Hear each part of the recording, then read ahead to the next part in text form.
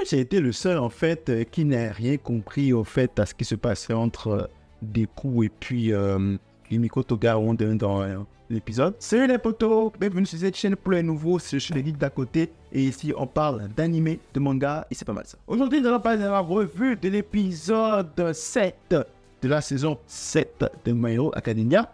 Vous attendez, c'est parti. L'épisode commence justement avec un récapitulatif du plan qui avait été élaboré pour pouvoir séparer justement les héros et tout. Et personnellement, à cette partie de l'épisode, je me demandais, mais attends, en quoi est-ce que c'est pertinent de nous rappeler encore ça alors qu'on l'avait eu la semaine passée, tu vois? Je me disais, mais pourquoi est-ce qu'ils nous font ça? Ils nous font juste du remplissage. Là c'est clairement du remplissage. Là, on est en train de venir sur du remplissage, d'accord? Parce que je ne vois pas pourquoi est-ce qu'on nous a rappelé un plan qui a juste eu lieu dans un épisode précédent. Je comprends juste pas, je sais pas pourquoi. C'est pas le fait que c'était la preview en fait, c'est vraiment genre, ils t'ont repris le plan de A à Z de ça. J'ai regardé, ça a fait au moins 4 minutes comme ça, et l'opening a commencé. C'est du remplissage, c'est du remplissage. En bref, on arrive donc à Shigaraki tout puissant, Shigaraki suprême. Genre, c'est un temps en fait, c'est pas que. Genre, à un moment donné, je me plains du fait que Shigaraki ne soit pas vraiment bien avant en tant que vilain de la série, que d'autres, 3 épisodes après, on ferme ma bouche et qu'on me montre un Shigaraki suprême, un Shigaraki vraiment ultra balèze. Parce que oui, clairement on a vu, hein, ça a été effacé par le mec là qui copie la tête de Eraserhead. Ça a été effacé, mais malgré ça, avec sa nouvelle transformation génétique et surtout avec les multiples mails là, en fait, il est capable de pouvoir créer des dégâts. Il est quand même capable de pouvoir mettre les héros en PLS. Héros qui sont en PLS surtout parce que notre cher Deku s'est fait avoir et du coup qui était supposé être le centre de l'opération du combat contre Shigaraki n'est pas là. Et donc ils ont oublié de faire sans quoi, tu vois. Donc techniquement, je pense que c'est Bakugo qui va être au centre de l'opération. Et là, je me dis, ouais, je commence à comprendre ce qui va se passer. Parce que j'avais vu un spoil dans les scans, je me demandais en fait comment ça s'est passé. Et là, en fait, je commence à comprendre ce qui s'est passé pour qu'on en arrive justement à ce spoil-là. Maintenant, je vois un peu en fait ce qui s'est passé. Mais bon, bref, tu vois, dans tête à Bakugo, en fait, et les autres qui essaient justement de Teta Shigaraki, mais on sent que ça ne va pas.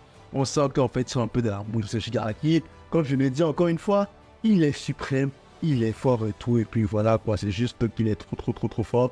Et tout ce qu'ils ont à espérer, c'est que Deku arrive à temps. Parce que même, en fait, ils sont même pas capables de téléporter Deku. Parce que si jamais le mec là, en fait, baisse, si le mec là en fait baisse sa garde et arrête d'amener les altères de Shigaraki avec ses multiples mains, si jamais il lance son alter genre de dépoussièrement mais de dégradation là, c'est fini pour eux. Donc en fait ils sont même pas capables de ramener des coups, donc c'est des coups lui-même qui doit faire le chemin pour arriver.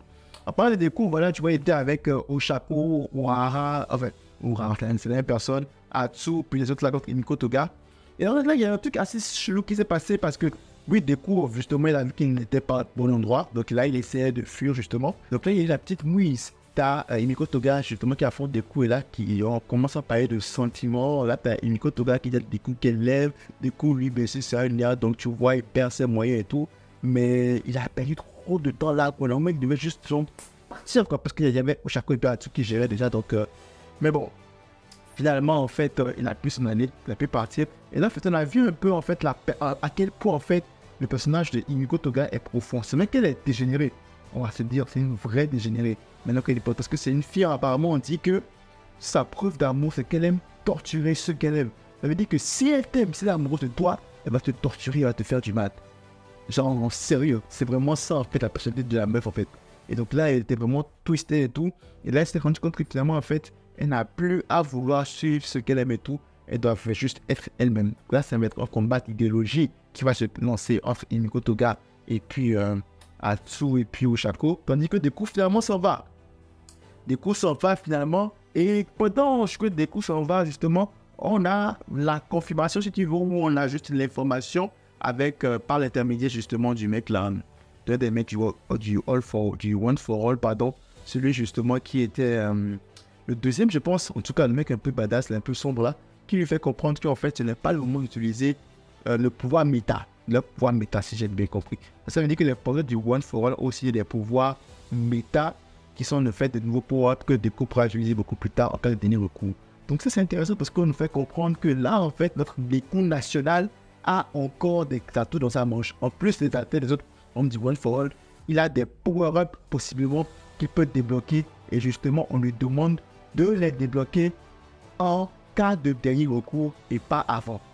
Donc, c'est cette information que nous continuons en fait son avancée vers Shigaraki, pardon.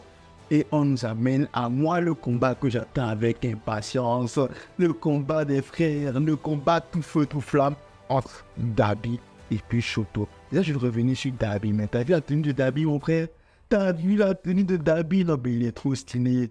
Avec les blessures et tout, puis après la tenue blanche complètement déchirée, la chemise qui est déjà à moitié déchirée, avec le pantalon blanc, le chara design est incroyable. C'est immaculé, c'est impeccable avec la tenue de Dabi, il est trop stylé. Et en face, t'as Shoto et puis la part d'Endeavor qui va affronter Dabi. Là, t'as un peu le petit pep talk là en mode oui, on doit être là, on doit gagner ce combat pour Endeavor. Bref, tu vois, en fait, ils témoignent leur respect envers Endeavor et ils disent que clairement, en fait, pour Endeavor, ils doivent gagner ce combat. Puis là, t'as Shoto en fait qui va commencer à compter Dabi. Et Shoto qui dit à Dabi en fait que il n'est pas là sous ordre de Endeavor. Il est là pour affronter et pour stopper son propre frère lui-même. Donc là, tu vois en fait, le combat est prêt, le combat est lancé. L'anticipation de ce combat est juste très bien. Ça fait un moment que j'attendais que ces deux s'affrontent parce que la construction, l'histoire de ce combat-là était tellement parfaite que je me suis dit qu'il n'y avait personne d'autre que Todoroki pour affronter Dabi. Je n'aurais même pas aimé le combat de Dabi et Endeavor en vrai. Clairement pas. C'est la seule personne qui puisse maintenant parler à Dabi, qui puisse combattre Dabi, qui puisse avoir une discussion. Petite référence à Windbreaker, justement, où ceux qui connaissent Onizuka qui mentionne les combats comme étant des discussions. Donc la seule personne peut avoir une discussion mano à mano, de cœur à cœur, flamme à flamme, avec Dabi, c'est Todoroki, et c'est normal. Donc là, même le combat est lancé, quoi. Et l'épisode se termine sur vraiment les deux qui sont prêts à en découdre. Ça veut dire que l'épisode prochain, nous aurons le main event. On sera dans le main event entre Todoroki et Dabi. Sauf que j'ai eu un petit peu mal avant la preview de l'épisode, c'est qu'il y aura une flashback. Flashback parce que là, en fait, Toya va raconter à Todoroki comment est-ce qu'il est devenu Dabi. Alors j'espère que ça ne va pas prendre tout l'épisode. J'espère quand même, parce que j'ai cru voir qu'il y aura des scènes de combat, j'espère que le flashback ne prendra pas tout l'épisode. À la limite, ça ne me gêne pas trop que ça prenne tout l'épisode en fait. À la limite, je peux accepter que le flashback prenne une grande partie de l'épisode. Mais je préfère qu'à la fin de l'épisode prochain, on ait tout ce qu'on a besoin de savoir et que dès l'épisode après, on rentre dans le combat. Parce que je ne veux pas encore des flashbacks qui durent 2 épisodes, 3 épisodes, 4 épisodes. Le remplissage inutile, je n'en ai pas envie. Je veux pouvoir profiter au maximum de ces combats-là. Je veux pouvoir enjoy ces combats. Je veux pas avoir genre des coupures entre les combats et après genre 2 épisodes, 3 épisodes de flashback. On revient encore au combat. Ou même on ne revient pas au même combat. On repart sur notre combat. Franchement, non. J'aimerais que tout se passe vraiment genre smooth, clairement. Je sais qu'il y a eu beaucoup de combats aussi dans ce arc-là. J'ai pas eu le manga, donc je sais pas trop comment ça va se faire, mais j'espère quand même qu'on pourra enjoy les combats là, sans vraiment genre de coupure de rythme, quoi que ce soit, parce que franchement, ça c'est un des combats que j'avais hâte de voir, en vrai, pour pas me mentir. Dabi et puis Todoroki, c'est ce combat-là en fait que j'avais envie de voir. C'est un des combats que j'avais grave envie de voir animé en fait, ouais. Genre, tout le manga confondu là, c'est un des combats que j'attendais avec impatience et franchement, j'espère qu'ils vont délivrer. J'espère.